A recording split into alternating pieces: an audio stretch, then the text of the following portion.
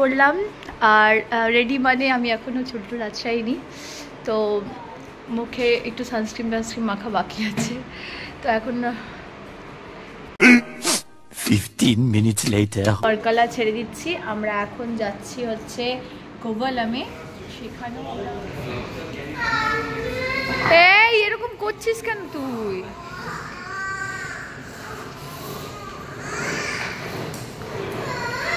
কি হয়েছে তোমার?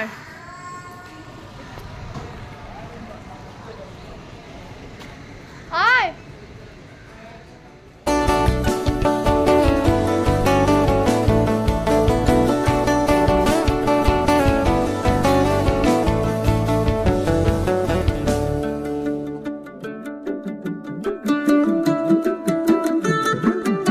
এবার চলে এলাম একটু সমুদ্রের কাছে।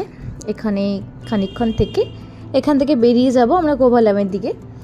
তো খুব ইচ্ছে ছিল এখানে সমুদ্রে একটু স্নান করবার, কিন্তু আর সময় হয়ে উঠলো না।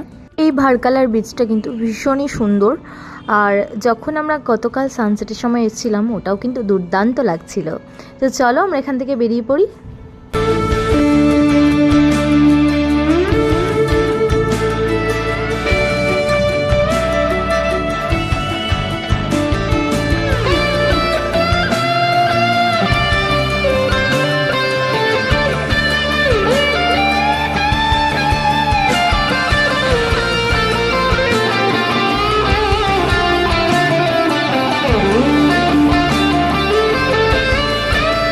তো এই দিক দিয়ে যেতেই চার্চটা চোখে পড়লো, বেশ ভালো লাগলো, তাই নেমে পড়লাম।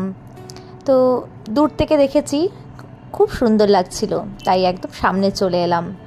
এত সুন্দর জায়গাগুলো, প্রত্যেকটা জায়গা সুন্দর, আর সব থেকে বেশি ভালো লাগে চারিদিকের এই গাছপালাগুলি।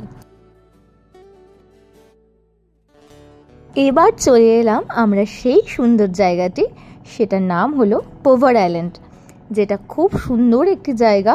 এবার আমাদের এই বোটে করে সমস্ত জায়গা ঘোরাবে। তো চলো আগে যাওয়া যাক, আস্তে আস্তে তোমাদের সাথে সবটা শেয়ার করব। তো আমাদের কিছু প্লেসের নাম বলে দিল, জায়গাগুলো দেখিয়ে দিল কোথায় কোথায় নিয়ে যাবে। তো এখানে 1 ঘন্টা মতো আমাদের সময় আছে, 1 থেকে 1.5 ঘন্টা, তার মধ্যে আমাদের সবগুলো প্লেস তারা ঘুরিয়ে নিয়ে আসবে। এখান থেকেই এত সুন্দর লাগছে, জানি না সামনে গেলে আরও কত সুন্দর জায়গা আছে। তো চলো যাওয়া যাক।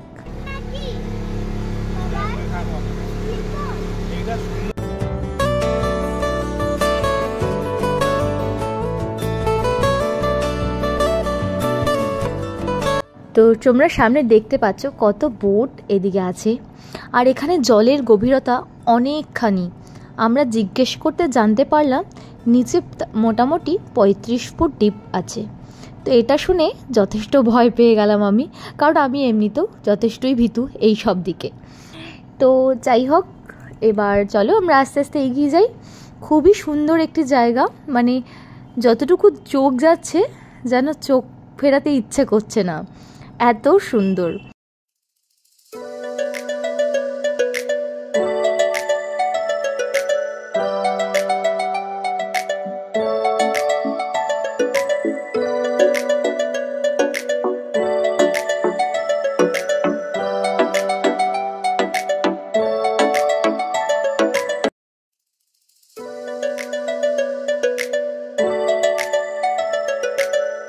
আমরা যেহেতু এসেছি ঠিক সানসেট টাইমে, সেই জন্য চারিদিকটা আরও ভীষণ সুন্দর লাগছিল। যদিও খানিকটা মেঘলা করেছিল, তো অনেকটা চিন্তা নিয়ে এগোচ্ছিলাম, যদি বৃষ্টি নেমে যায় তবে একটু অসুবিধা হয়ে যাবে। তো সামনে অনেকগুলো রেস্টুরেন্ট আছে, তো এগুলো সব বোটের ওপরেই বানানো। তো সেখানে আমরা একটু থেমে যাব, কারণ আমাদের দুপুরে আজকে লাঞ্চ হয়নি। তো যাই হোক, খুব বেশি হাতে সময় নেই, জাস্ট 10 মিনিট, যা পাবো তাই খেয়ে নেব। তো চলো আগে যাই।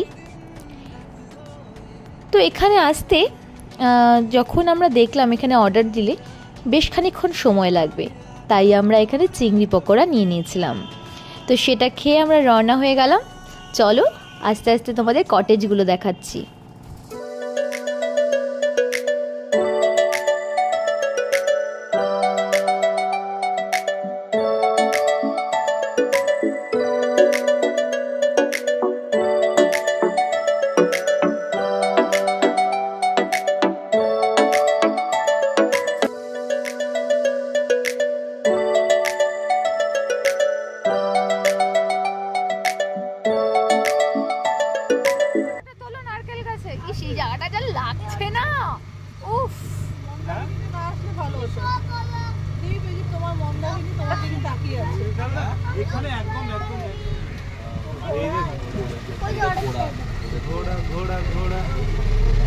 উফ, জায়গাটা লাগছে না।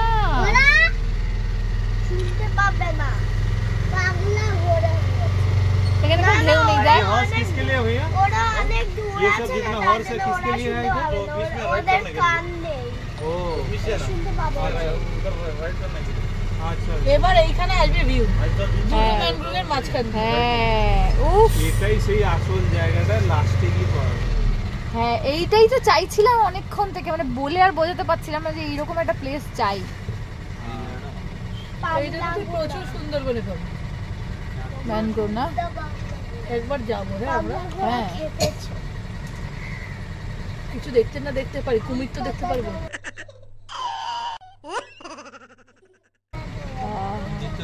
কুমির ওটা ওই দিক থেকে ঘুরিয়ে নিয়ে আসবো, ইয়ে করে।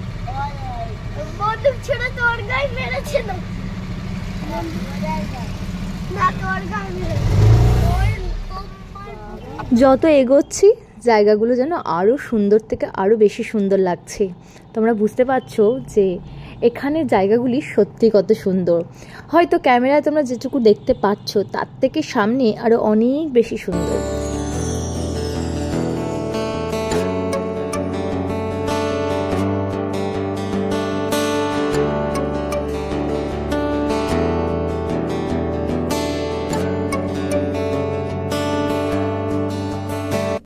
তো এই জায়গাতে কিন্তু শুটিংও হয়।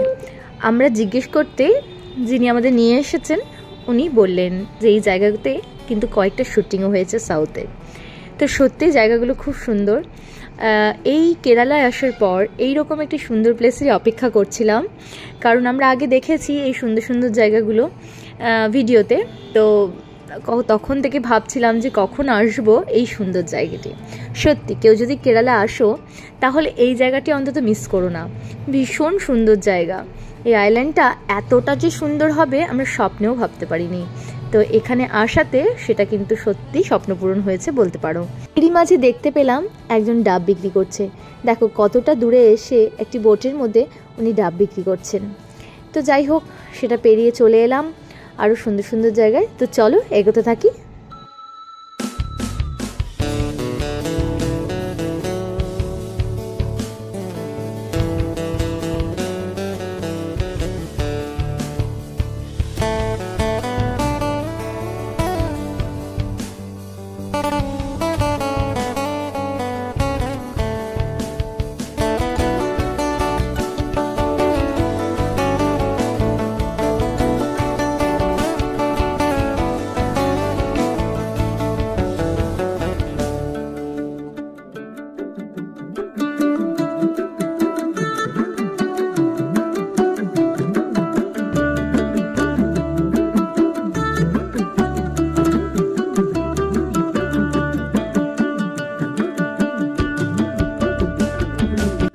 অনেকটা সময় এই আইল্যান্ডে আমরা কাটিয়ে দিলাম, খুব সুন্দর এবং খুব আনন্দ করে।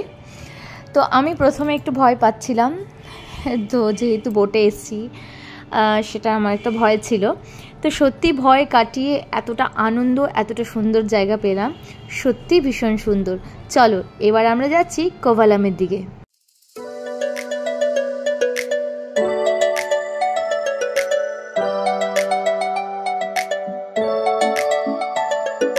তো কোভালামে আমাদের হোটেল আছে, তার খানিকটা আগে এখানে একটি খুব সুন্দর মহাদেবের মন্দির আছে।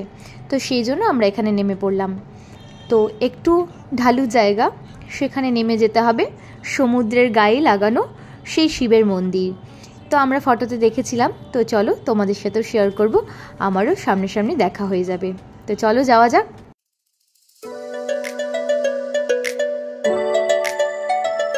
এই তো পৌঁছে গেলাম সেই মহাদেবের মন্দিরের সামনে। মোটামুটি 1 কিলোমিটার মতো ঢালু জায়গা, সেখানে থেকে আমরা হেঁটে নেমেছি। জানি না যেতে কতটা কষ্ট হবে, সবই ভোলানাথের ইচ্ছেতে, যদি উনি চান ঠিকঠাক আমরা পৌঁছে যাব। তো যাই হোক, অনেকটা ঢালু রাস্তা দিয়ে নেমে চলে এলাম। তো এখানে মন্দিরটি খুব সুন্দর, আর ভেতরে ঢোকার আর সুযোগ হলো না, তার কারণ আমরা অলরেডি খাওয়া দাওয়া করে এসেছি, সেই জন্য আর মন্দিরে পুজো দিতে পারিনি। এই দূর থেকে মহাদেবের দর্শন করে নিলাম। তো এই দর্শন করে আমরা এখান থেকে বেরিয়ে যাব।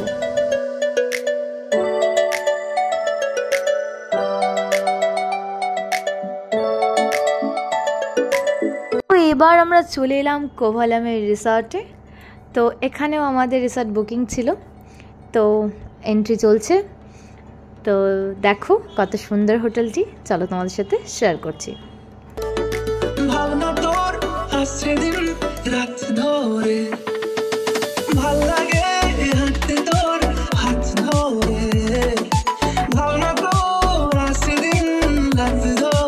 রিসেপশনটা তো খুবই সুন্দর, তার সাথে দেখো ডান সাইডে আছে একটি আয়ুর্বেদিক শপ, আয়ুর্বেদিক সমস্ত জিনিসের দোকান। তো এরপর সামনেই আছে আমাদের রুম।